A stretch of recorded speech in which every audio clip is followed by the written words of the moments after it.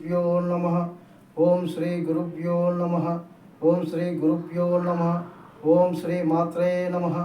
ఓం శ్రీ మాత్రే నమః. ఓం శ్రీ మాత్రే నమః. మనము ఈరోజు ఆత్మ గురించి జీవాత్మ గురించి తెలుసుకుందాం.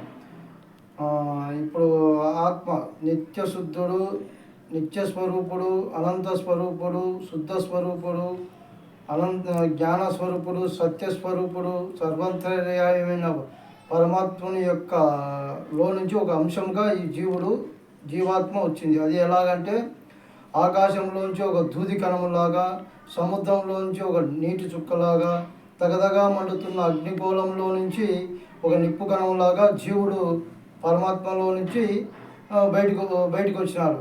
బయటికి వచ్చి 24 తత్వాలతో బయటకు వచ్చినాడు.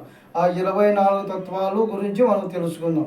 24 తత్వాలలో ఒక తత్వం ఏ పని చేస్తుంది, ఒక తత్వంకి అధిపతి దేవుడు ఎవరు అని తెలుసుకుందాం. ఇప్పుడు ఆకాశంలోంచి 4 తత్వాలు వచ్చాయి.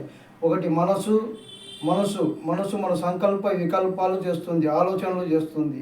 ఈ మనం కంటితో పనిచేస్తే కంటిలో ఉంటుంది, చేతులతో పనిచేస్తే చేతులతో ఉంటుంది, కాళ్ళతో నడిస్తే కాళ్ళల్లో ఉంటుంది, నోటితో మాట్లాడితే నోటితో ఉంటుంది. ఇది ఒక చోట ఉండేది కాదు, ఏ పని చేస్తుంటే దాంట్లో ఉంటుంది. ఇది మనసు యొక్క చేసే తత్వం పని. దీనికి అధిపతి చంద్రుడు.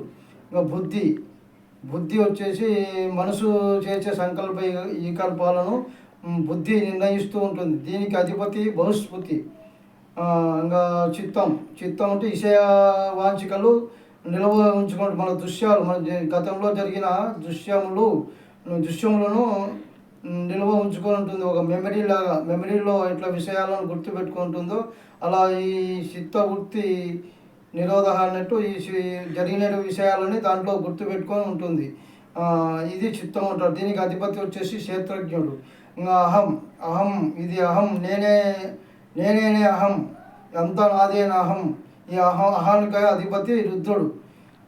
ఇంకా వాయు తత్వంలో వచ్చేసి ప్రాణవాయువు, అపానవాయువు, ఉదానవాయువు, యానవాయువు, సమానవాయువు.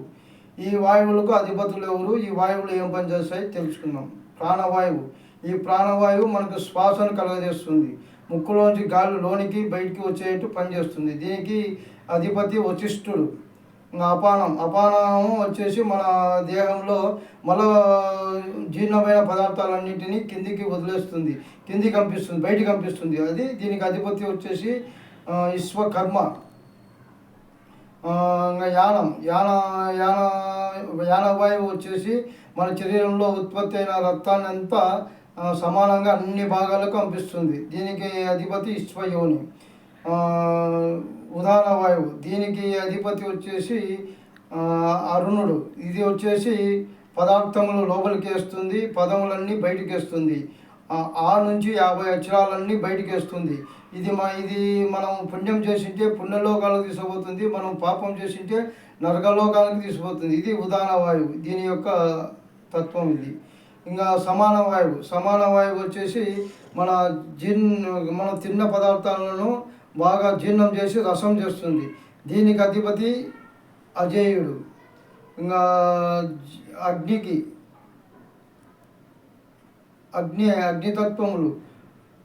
అగ్నితత్వములు వచ్చేసి శ్రోత్రము,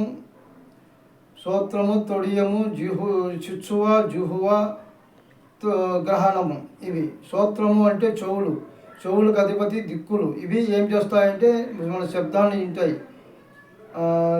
తొడియం అంటే శరీరం. మన శరీరం వచ్చేసి మన స్పర్శ భాగం అంటే వేడిగా ఉందా చల్లగా ఉందా అని తెలుసుకుంటుంది. దీనికి అధిపతి వాయువు. శిచ్చువ అంటే కళ్ళు. దీనికి అధిపతి మన కంటితో అన్ని దృశ్యాలను చూడగలుగుతాం. ఇది అన్ని దృశ్యాలను చూడగలుగుతాం కాబట్టి దీనికి అధిపతి సూర్యుడు. ఇంకా వచ్చేసి వాయువు